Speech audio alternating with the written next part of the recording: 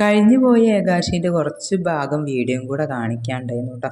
അതും കൂടെ ഇന്നത്തെ വീഡിയോയിൽ ഉൾപ്പെടുത്താമെന്ന് കരുതി. പിന്നെ ദാ ഒരുപാട് കുങ്കുമം പറഞ്ഞാൽ 4 കളറൊക്കെ ഉണ്ട് കേട്ടോ. പിന്നെ ദാ കൃഷ്ണന് രാധകളില്ല, കൃഷ്ണൻ മാത്രം നിരത്തിയാണ് വെച്ച് കാണാൻ നല്ല ഭംഗിയുണ്ട്. വാങ്ങാനൊക്കെ നല്ല ആഗ്രഹമുണ്ട് കേട്ടോ. എന്തായാലും വീട് പണി ഇങ്ങോട്ട് തീരട്ടെ, വിധി ഉണ്ടെങ്കിൽ നമുക്ക് വീണ്ടും വരാം, വീണ്ടും വാങ്ങാം. ഒരുപാട് അമ്മമാർ ഇതാ ഇവിടെ ഇരിക്കണ്, ഒരു കൈ നോക്കാൻ വേണ്ടിയിട്ടോ. അങ്ങനെ ചില അമ്മമാരെ മുന്നിൽ മാത്രം തത്തകളുണ്ട് കേട്ടോ, കൂട്ടിൽ ഷീറ്റ് എടുക്കാൻ വേണ്ടിയിട്ട്. അങ്ങനെ ഇതാ ഞങ്ങൾ അമ്പലത്തിലെത്തി, തൊഴാൻ വേണ്ടിയിട്ട് കയറണം, നല്ല തിരക്കുണ്ട്. എന്തായാലും ഞാൻ അമ്പലത്തിൽ തൊഴുതിട്ടേ വീട്ടിലേക്ക് മടങ്ങുള്ളൂ എന്ന് മനസ്സിൽ നല്ലൊരു ആഗ്രഹം ഉണ്ട് കേട്ടോ. എന്തായാലും തൊഴും, അമ്പലത്തിൽ വന്നതല്ല. പിന്നെ ഇതാ ഒരാന ഉണ്ട്, പിന്നെ തായമ്പകയാണ് കേട്ടോ. അതൊക്കെ കുറച്ച് നേരം കണ്ടു. ഇതാ കാഴ്ചകൾ കാണാനുണ്ട്. നമ്മുടെ സബ്സ്ക്രൈബർമാരെ കുറേ കൂട്ടുകാരെ കണ്ടിട്ടോ.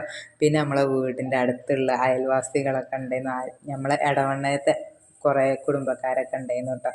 അങ്ങനെ പോലെ എല്ലാവരെയും കണ്ടു. ഇതാ ഞങ്ങൾ അമ്പലത്തിൽ നിന്ന് തൊഴുതൊക്കെ മടങ്ങി. പിന്നെ കുറേ കമ്മൽ 10 രൂപ 20 രൂപ പറഞ്ഞ് വിൽക്കണ്ടായിരുന്നു. പിന്നെ അതാ ജിലേബി, അങ്ങനെ ഞങ്ങൾ കുറച്ച് ജിലേബിയൊക്കെ വാങ്ങിയിട്ട് നല്ല രസമുണ്ടായിരുന്നു ജിലേബി. അങ്ങനെ ജിലേബി വാങ്ങി, സൂര്യമോൾക്ക് കുറച്ച് ഫാൻസി സാധനങ്ങൾ വാങ്ങി, വിഷ്ണുവിന് ഒരു മാല വാങ്ങി. അങ്ങനെ ഇതാ ഞങ്ങൾ വീട്ടിലേക്ക് മടങ്ങിയിട്ടാണ്.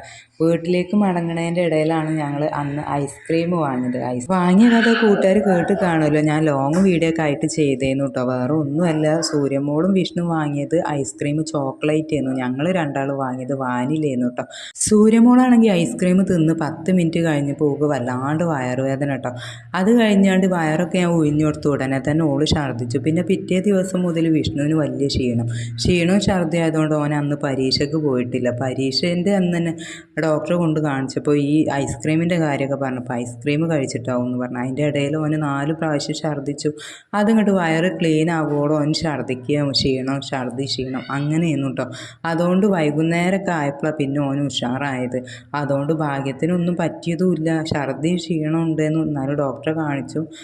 അത് ആ ഐസ്ക്രീമിൻ്റെ കാരണമാണെന്ന് പറഞ്ഞു. അപ്പോൾ ഇത്രയേ ഉള്ളൂ മക്കളെ. ഞാൻ അടുത്തൊരു വീഡിയോ ആയിട്ട് കാണുന്നതായിരിക്കും. ടാറ്റാ. കഴിയുന്നതും ഇങ്ങനത്തെ ഐസ്ക്രീം ഒന്നും വാങ്ങിക്കൊടുക്കാതെ നോക്കട്ടോ. ഞങ്ങൾക്ക് പറ്റിയ തെറ്റ് നിങ്ങൾക്കായിരിക്കും പറ്റാതിരിക്കട്ടെ.